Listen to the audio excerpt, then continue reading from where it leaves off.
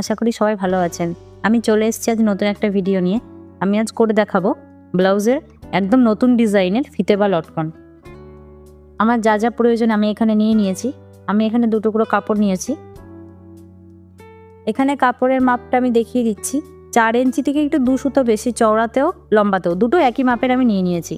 এরপর আমি একটা সুতো নিয়ে নিয়েছি। আমি এই সুতোটার ডিজাইন দিয়ে আজকে লটকনটা তৈরি করব। আর একটা ব্লেড নিয়েছি। সুতোটাকে আমি ঠিক ব্লেড দিয়ে আস্তে আস্তে করে কেটে এই সোজাভাবে আমি কেটে নেব, একদম সোজা করে পুরো সুতোটা এইভাবে কেটে নেব, আস্তে আস্তে যেন বেঁকে না যায়, সোজাভাবে কেটে নেব পুরোটা। এই যে আমার পুরোটা কাটা হয়ে গেছে।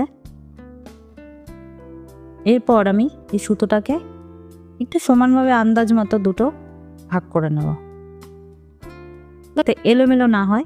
আস্তে আস্তে দুটো ভাগে এই ভাগ করে একটু কম বেশি হতে পারে, একটু ঠিকঠাক করে ভাগ করে নেবেন।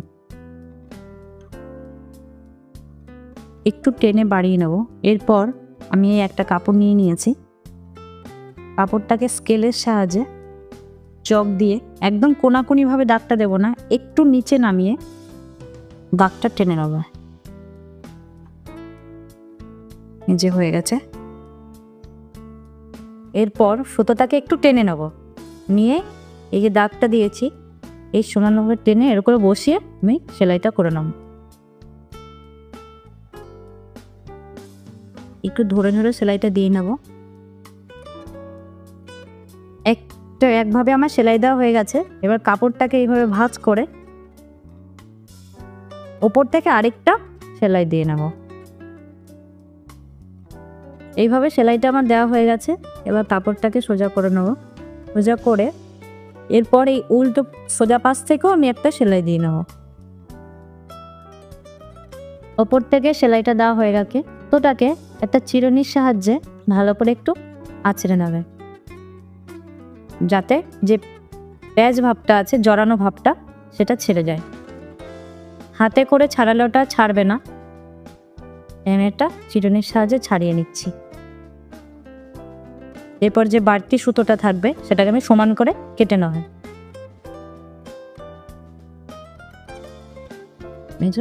হয়ে গেছে। এরপর আমি একটা গোল্ডেন ডিজাইন পাড় নিয়ে নিয়েছি। পাড়টাকে যে সেলাইটা আছে যেদিকে উল্টাবো সেই দিকটা নয়, ভেতরে যেটা পড়বে যাতে সোজা দিকটা পরে আমি একটা পাড় বসিয়ে নেব। এরপর আমি একটা ফিতে নিয়ে নিয়েছি, এবার বসিয়ে নেব। সেলাইটা দেওয়া হয়ে গেছে। আমি এবার উল্টে নিচ্ছি আস্তে আস্তে করে।